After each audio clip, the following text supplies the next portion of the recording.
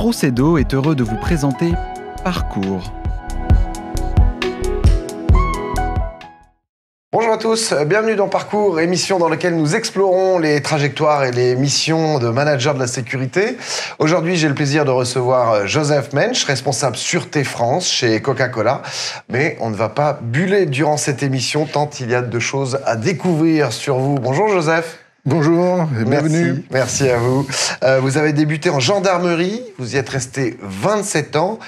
Dans quel secteur, dans quel domaine à la gendarmerie ? Alors j'ai effectivement commencé dans les années 80 en gendarmerie où j'ai fait principalement des unités judiciaires opérationnelles et plus centrales en tant que formateur au Centre national de formation de police judiciaire, au bureau des affaires criminelles.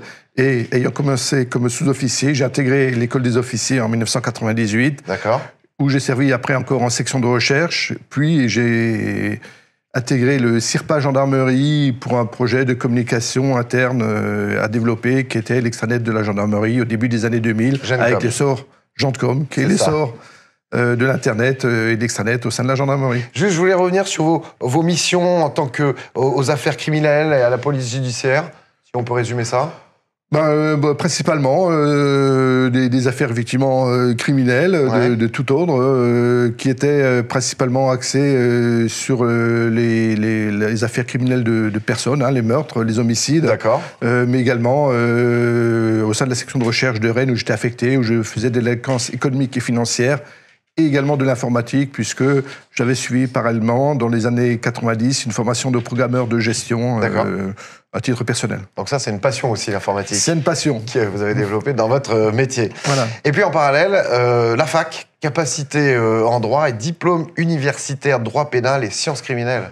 Oui, c'est également des choses que j'ai fait à côté pour parfaire mes connaissances dans le droit et pour effectivement acquérir une vision plus large qui m'a été profitable notamment au sein du bureau des affaires criminelles à la direction de la gendarmerie où on est amené à analyser des phénomènes criminaux globaux et de voir effectivement quelles stratégies sont les meilleures à mettre en place au sein des unités opérationnelles. D'accord. Et le passage au CIRPA, c'était une volonté ? Vous avez fait une demande ? Oui, là, c'est effectivement, comme je disais, je rejoins un peu le côté passion informatique, avec effectivement au début des années 2000, quelque chose qui était tout neuf, cet extranet, la communication par l'Internet au sein de la gendarmerie, pour les personnes de la gendarmerie, c'était un vrai challenge, d'autant plus qu'il faisait réponse à la grogne des gendarmes qu'on avait connue à ce moment-là et qui était un nouvel outil de communication qui est aujourd'hui d'ailleurs devenu l'outil principal de communication interne pour la gendarmerie. Oui, c'était très novateur à l'époque. Oui, c'est très novateur, c'était très amusant puisque on discutait de choses aussi simples que pourquoi un forum, pourquoi des chats, qui est des choses qui sont passées aujourd'hui tout à fait naturelles et qui à l'époque étaient totalement novateurs et dans un milieu militaire pas forcément en phase avec les principes de communication traditionnels et je dirais très échelonnés. Et puis en 2007, vous êtes recruté par la marque la plus connue au monde dans les produits traditionnels, Coca-Cola. Comment s'est passé votre recrutement ? Comment vous avez été en contact avec Coca-Cola ? Ça arrivait un peu au moment d'une mutation pour rejoindre une unité opérationnelle où je voulais rester en région parisienne et les contacts réseau m'ont permis effectivement d'entrer en contact avec mon prédécesseur. D'accord. Et après 9 entretiens, qui a duré 3 mois, c'était assez. J'ai rencontré à peu près tout, je dirais, le top management de France et on m'a décidé effectivement de me sélectionner et j'ai décidé de franchir la barre pour aller dans ce monde de la bulle, mais pas pour buller, pour travailler. Pour gazer. On peut dire ça comme ça. Alors, vous prenez donc en charge la responsabilité de la sûreté en France chez Coca-Cola European Partners. Est-ce qu'on peut juste expliquer justement comment ça se déroule chez Coca-Cola European Partners, en fait, une entité chargée pour 13 pays européens de produire, distribuer, commercialiser l'ensemble de nos marques Coca-Cola, mais également toutes les marques associées, pour 13 pays européens. C'est une entreprise qui travaille sous licence de la Coca-Cola Company et qui fait aujourd'hui 12 milliards de chiffre d'affaires. Et on vient d'ailleurs de racheter une entreprise qui s'appelle Amatil, qui est l'équivalent pour l'Australie, l'Océanie et l'Indonésie pour 5 milliards. D'accord. Voilà. Et est-ce que vos missions ont évolué depuis 14 ans finalement ? Oui, alors elles ont évolué parce qu'elles ont suivi d'une part l'évolution un peu de la délinquance Et il faut bien reconnaître qu'au départ, lorsque je suis arrivé en 2007, la sûreté au sein de Coca-Cola était quelque chose de neuf, qui était mis en place après les événements terroristes en 2002 aux États-Unis, parce que, en dehors des milieux traditionnels de la banque, de la défense, la sûreté n'était pas très présente au sein de ce type d'entreprise. Donc au départ, c'était plutôt axé sur la surveillance physique, traditionnelle, humaine, des sites, pour s'intégrer au fil depuis 2007 dans le business. C'est-à-dire qu'aujourd'hui, on est devenu un partenaire des autres départements, puisqu'on travaille beaucoup plus sur la fraude, sur l'analyse de risque, sur la contrefaçon, sur toutes ces problématiques qui peuvent également affecter les forces commerciales que nous avons sur le terrain et qui demandent, en fin de compte, des réponses très proches pour pouvoir être efficaces. Il y a beaucoup de copies de faux coca. On ne se rend pas compte. Oui, alors, moi, on en connaît 3 marques de soda proches, mais... oui, alors sinon... la production, en fin de compte, en France, aujourd'hui, est assez protégée quand même. On n'est pas trop embêté. La contrefaçon, ça peut arriver sur des pays plutôt asiatiques ou des pays un peu moins connus. Donc, en fonction également des autorisations des composants, en fin de compte, du Coca-Cola, suivant les différents pays, en fin de compte, dans le monde, quoi. Donc aujourd'hui, vous articulez vos missions autour de la sécurité des personnes, la sécurité des biens et aussi, c'est très important, la protection de l'image de Coca-Cola. Oui, alors effectivement, c'est les 3 pôles principaux sur lesquels aujourd'hui repose notre stratégie. Alors, il faudrait dire qu'au départ, quand même, et dans le prolongement de ce que je viens de dire, on essaye, chez Coca-Cola, de s'intégrer dans le business. C'est-à-dire que si on arrive à établir aujourd'hui qu'on a un produit de qualité, un produit qui est entièrement sécurisé, ben on est certain qu'on gagne de la confiance consommateur.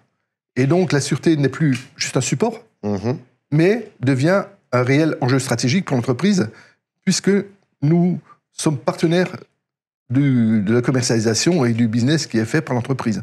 Et donc, effectivement, ça se traduit derrière par la protection des sites, qui est assez traditionnelle, par la protection aussi des personnes, évidemment, contre tous les risques qui se développent aujourd'hui, et la protection de l'image, qui, effectivement, Coca-Cola a vu la notoriété de la marque. Il est très important aujourd'hui de protéger notre image, puisque, en fin de compte, on ne produit qu'une boisson, des boissons. Et on achète parce que c'est du Coca-Cola. Donc la protection de l'image de la marque est chez nous quelque chose d'essentiel. Alors elle se traduit comment? Elle se traduit par un partenariat avec nos différents départements internes pour pouvoir effectivement détecter de façon très précoce le problème qui peuvent être liés à la marque. Ça peut être des événements plutôt globaux liés à des mouvements activistes de type Greenpeace qui nous ciblent pour le plastique, qui peut lier aux événements terroristes qu'on connaît parce que vu la notoriété de la marque, mais ça peut être lié tout simplement aussi à des consommateurs qui cherchent par la notoriété de la marque à brouiller les pistes, à déposer des plaintes pour des contaminations de produits qui, en fin de compte, s'avèrent fictives et qu'on est toujours arrivé jusqu'à présent, aujourd'hui, et je croise les doigts, à démontrer que, en fin de compte, notre produit était totalement de qualité et que ces personnes, soit pour des raisons financières de dédommagement et sans scrupule, veulent obtenir de l'argent, soit simplement parce qu'ils ont mal utilisé le produit, ont engagé des actions. Justement, le développement des actions de ces extrémistes, de ces activistes, est-ce qu'il a fallu s'adapter, j'imagine, en groupe, parce qu'il y en a de plus en plus, c'était un peu plus rare il y a quelques années. Oui, alors c'est effectivement une nouvelle donne qui est apparue. Le terrorisme a évolué depuis effectivement que j'ai intégré l'entreprise avec un terrorisme au départ anti-américain qui est devenu plus général, qu'on connaît, qui est devenu aujourd'hui, je dirais, plus un terrorisme de maraude, d'opportunité. Oui, et puis aussi parce que vous êtes l'une des plus grandes marques du monde et ça. qu'on lutte contre la société de consommation. Voilà. Et parallèlement, effectivement, ces mouvements activistes type Greenpeace, type Extinction Rébellion, qui nous ciblent comme pollueurs de la planète, malgré les efforts qu'on développe justement pour la sauvegarde environnementale. On a d'ailleurs une usine dédiée en Bourgogne pour le recyclage de tous nos plastiques. Et on est assez leader dans le domaine en France pour ça. Et d'ailleurs, nous, on est prêts aujourd'hui à transformer toutes nos lignes de production pour arriver à, je dirais, être vraiment le plus dans le contexte écologique, environnemental précis.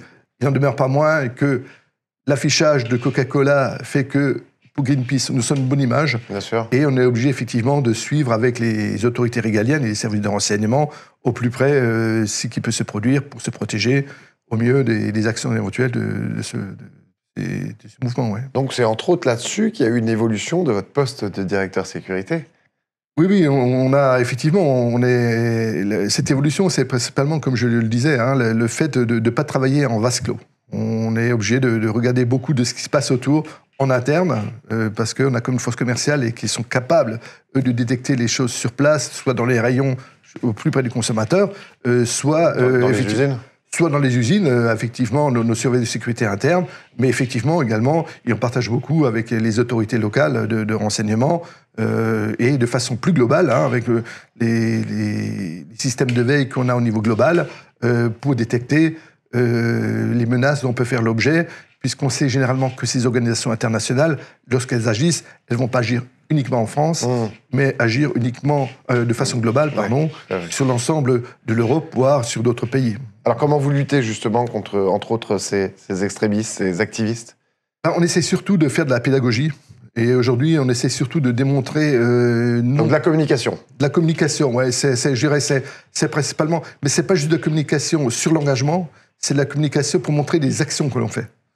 Parce que pour montrer qu'on est actif, qu'on essaie d'évoluer, d'essayer de leur faire comprendre que Coca-Cola répond à une demande du consommateur et qu'aujourd'hui, s'il y a eu un usage encore de certains plastiques, il va être réduit de façon très très forte dans l'avenir pour entièrement disparaître d'ici une dizaine d'années. Joseph Mensch, comment vous voyez l'évolution de la mission ou des missions du directeur sécurité dans un futur proche ? Alors, l'évolution du métier, pour moi, il peut se baser sur deux choses. Alors, on a parlé beaucoup de nouvelles technologies, et moi, j'estime qu'à ce jour, les nouvelles technologies, la numérisation, la dérivée de l'IP, la biométrie ont effectivement amené quelque chose, mais n'ont pas révolutionné l'organisation de la sûreté. Alors que demain, je pense qu'on peut envisager effectivement, par l'apport d'outils liés à l'intelligence artificielle, de développer une nouvelle organisation. Ça sera un vrai bond en avant. Ouais, je pense que c'est un vrai bond en avant et une autre façon de voir les choses. De façon d'automatiser des process complets de contrôle, par exemple à l'entrée des sites, pour pouvoir être efficace, détecter de façon précise ce qui se passe, mais aussi, il ne faut pas oublier, nous avons besoin d'être rentables. Donc, on ne peut pas non plus aujourd'hui, et c'est un peu la difficulté, de tous ces équipements qui coûtent très très cher, avec un taux de rentabilité qui n'est pas forcément celui qui devrait être. Et c'est ce que vous me disiez en préparant cette émission. Oui. Le but, c'est de trouver le juste milieu entre les nouvelles technologies et l'humain, justement. Absolument. Pour qu'il y ait une rentabilité. Voilà, c'est ça. Et pour que l'homme y trouve sa place et que, en même temps, on arrive à trouver ce bon compromis de sûreté en gardant le niveau qu'on a besoin d'avoir à un instant donné par rapport aux risques que nous avons identifiés et l'accomplissement tous les jours des missions. Alors, prenons un exemple précis. Puisque vous êtes l'une des plus grandes marques du monde, vous êtes bien évidemment présent dans les plus grands événements sportifs, les Coupes du Monde de rugby, les Coupes du Monde de foot, les Euros de foot. On voit bien évidemment les publicités Coca dans les stades, entre autres. Mais il y a aussi à gérer, je crois que c'est 18 000 invités. Ça, c'était pour l'Euro 2016. C'est ça. Plus des fan zones à gérer. Là, justement, comment se place l'humain et comment se place la nouvelle technologie ? Alors, on essaye aussi de toujours trouver un compromis. Là, en l'occurrence, sur l'euro, c'était plus de l'humain, puisque, effectivement, il y a beaucoup de personnes à gérer, et donc là, on ne peut pas trop remplacer non plus l'humain par de la technologie. On essaiera dans le futur, on espère pouvoir bénéficier, puisque nous restons pour les Jeux Olympiques 2024, nous travaillons déjà dessus, et nous espérons pouvoir bénéficier des nouvelles réglementations en matière d'intelligence artificielle, de vidéosurveillance, de vidéoprotection, avec l'appui de l'intelligence artificielle, pour effectivement aider à détecter les comportements anormaux sur les stades. Mais là, effectivement, on travaille en étroite relation avec les autorités et toujours dans le bon esprit, les autres sponsors, même si parfois, il faut bien reconnaître que les autorités publiques ont des fois tendance à privilégier les espaces publics en disant, en fin de compte, vous, sponsors, vous avez vos zones, protégez-les. D'accord, il faut débrouillez-vous. C'est pas débrouillez-vous, mais c'était un peu en 2015. Il a fallu malheureusement attendre les événements de novembre 2015 pour qu'il y ait une vraie prise de conscience de l'État sur la nécessité, par exemple, de sécuriser les fan zones qui n'étaient pas intéressés au départ. Ouais, bien sûr. Donc c'était une vraie problématique, mais je pense que l'État aujourd'hui a pris conscience de ça également, et il y a des partenariats qui se font de travail très en amont, puisqu'on travaille 1 an, 2 ans en amont, vraiment dans des équipes dédiées, avec les ensembles des sponsors, pour arriver à trouver le bon compromis avec les autorités publiques et l'ensemble de nos invités, des moyens qu'on met en place, également de pouvoir protéger nos produits. On voit très bien, par exemple, à titre d'exemple, il faut savoir que pour l'Euro 2016, l'ensemble des produits donnés aux joueurs étaient les produits de Coca-Cola. Imagine. C'est-à-dire que lorsque un joueur se rafraîchit pendant la mi-temps, et l'eau qu'il boit, c'est de l'eau que nous produisons. D'accord, voilà, c'est une des marques qui appartient au groupe. Voilà, c'est une des marques qui appartient au groupe. Ça veut dire qu'il faut sécuriser les boissons, s'assurer depuis la production jusqu'à l'arrivée sur le stade, qu'on n'ait pas mis des qu'elles ne soient pas contaminées, qu'elles soient scellées, qu'il faut les amener... voilà, qu'il n'y a pas des dopants dedans, vous imaginez voilà, bon. Ou autre, un calmant. Ou un calmant, et voilà, donc il y a tous des process comme ça qu'il faut mettre en place. Et le côté humain, il intervient entre autres pour les invités. Vous faites appel à des sociétés de sécurité privée pour gérer les VIP, entre autres. Oui, alors on s'appuie en même temps pour les stades, c'est généralement à l'intérieur des stades, c'est géré par... les autorités ou pas les stades, mais sur des zones particulières où on est obligé effectivement, les fan zones ou des zones ou des salles ou des endroits particuliers qu'on loue, effectivement, on fait appel à la surveillance humaine en complément de moyens internes. Oui. Alors justement, quel futur voyez-vous pour la sécurité privée ? Écoutez, moi je pense qu'il y a un juste milieu à trouver. Je pense que l'humain sera toujours là. Je pense que on peut effectivement améliorer et rendre plus efficient, avec peut-être un peu moins de monde, la sûreté, en mettant des outils qui permettent non pas d'analyser un ensemble de faits, mais de se focaliser sur ce qui est anormal, sur ce qui doit être corrigé et sur lequel on doit apporter des réponses. Et votre regard par rapport aux gens que vous engagez justement pour assurer la sécurité de sites Coca-Cola, en termes de niveau, est-ce que vous pensez qu'aujourd'hui on doit tendre plus haut ? Est-ce que les formations manquent ? Je pense qu'aujourd'hui, on a des agents de sécurité qui font ce qu'on leur demande. Je pense que le risque aujourd'hui qui existe, c'est que face aux enjeux économiques globaux dans ce milieu qui est très concurrentiel, on a tendance à délaisser, je le vois souvent, le management intermédiaire. Et peut-être qu'il manque des centres de formation au niveau général, ou un vrai cursus. On a aujourd'hui des agents de sécurité de premier échelon. Nous avons des gens à un certain niveau, des directeurs, des gens qui ont des maîtrises, des DESS. Et entre-temps, c'est l'expérience professionnelle et pas vraiment de formation. Il y a quelques BTS, des choses qui se mettent en place, mais pas de façon très généralisée. Et je pense qu'il est nécessaire d'avoir un encadrement peut-être plus fort des personnels sur place pour que... je dirais être le plus efficient possible dans les missions. Vous qui venez de la gendarmerie, vous pensez qu'en rehaussant un petit peu le niveau de salaire, on pourrait attirer plus facilement des gens justement qui ont fini leur carrière en police ou en gendarmerie et dont l'expérience serait bien utile ? Oui, alors le salaire est une composante, mais je pense qu'il y a également le fait de bien connaître sa mission. Je pense que je vois l'agent de sécurité, même effectivement, si on lui donne plus d'argent, est-ce qu'il travaillera mieux ? C'est pas certain, peut-être. Ce qui est certain, c'est qu'il faut bien le former, qu'il ait bien connaissance de ce qu'il doit faire, et surtout qu'il doit être passionné un peu par ce qu'il fait. Et là, je pense que c'est vraiment l'apport qu'on peut aujourd'hui amener. C'est des gens qui sont chez nous, on a très peu de turnover. On essaie de les associer à la passion de la marque, à leur expliquer l'utilité de leur mission, à la nécessité de contrôler l'entrée de nos sites ou de quelles que soient les missions qu'ils ont à faire, d'ailleurs, en matière de sûreté ou de sécurité. Pour terminer, en 2 mots, aujourd'hui, qu'est-ce qui fait encore courir Joseph Mensch ? La passion. La passion du métier ? La passion du métier. Je pense que toujours des nouveaux projets. Aujourd'hui, moi, je suis en attente des Jeux Olympiques de 2024, de la Coupe du Monde de rugby de 2023, où nous allons participer. Donc des challenges quelque part aussi. Oui, c'est des challenges chaque fois. Et qui font avancer le métier.